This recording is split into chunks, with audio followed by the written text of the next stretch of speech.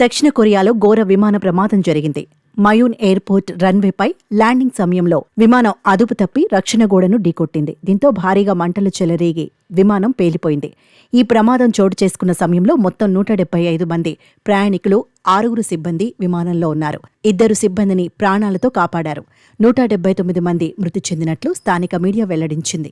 ఈ ఘటనలో విమానం మొత్తం పూర్తిగా కాలిపోయిందని అధికారులు ధృవీకరించారు. అయితే ఈ ఘోర ప్రమాదానికి కారణం ల్యాండింగ్ గేర్ వైఫల్యమే అని ప్రాథమికంగా తెలుస్తోంది. థాయ్ రాజధాని బ్యాంకాక్ నుంచి బయలుదేరిన ది జేజో ఎయిర్ ఫ్లైట్కు చెందిన బోయింగ్ 737-800 శ్రేణి విమానం ల్యాండ్ అవుతూ అదుపు తప్పి రక్షణ గోడను ఢీకొని మంటల్లో చిక్కుకొని పేలిపోయిందని వెల్లడించారు. విమానం ల్యాండ్ కావడానికి ప్రయత్నించిన సమయంలో ల్యాండింగ్ గేర్ సమస్యతోనే ఈ ప్రమాదం జరిగినట్లు అధికారులు అనుమానిస్తున్నారు.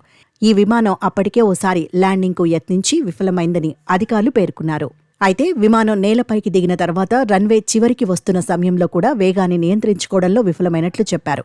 ఆ సమయంలో ఎయిర్పోర్టు గోడను ఢీకొనడంతో విమానంలో ఇంధనం ఒక్కసారిగా మండిపోయి మంటలు వ్యాపించినట్లు తెలిపారు. అయితే విమానం నేలపైకి దిగేటప్పుడు ఏదైనా పక్షిని ఢీకొనడం వల్లే అవి పనిచేయకపోయి ఉండొచ్చన్న అనుమానాలు వ్యక్తం చేస్తున్నారు. విమానం ల్యాండింగ్కు యత్నించే సమయంలో ఓ ఇంజిన్ నుంచి ఒక్కసారిగా నిప్పులు బయటకు వచ్చినట్లు గుర్తించారు.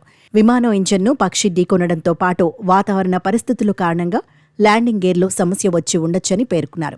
మరోవైపు జరిగిన ప్రమాదానికి థాయిలాండ్కు చెందిన జేజో ఎయిర్ సంస్థ క్షమాపణలు తెలిపింది. ప్రమాదాన్ని నివారించేందుకు తాము శక్తివంచన లేకుండా ప్రయత్నించినట్లు వెల్లడించింది. బాధిత కుటుంబాలకు సాయం చేస్తామని ప్రకటించింది.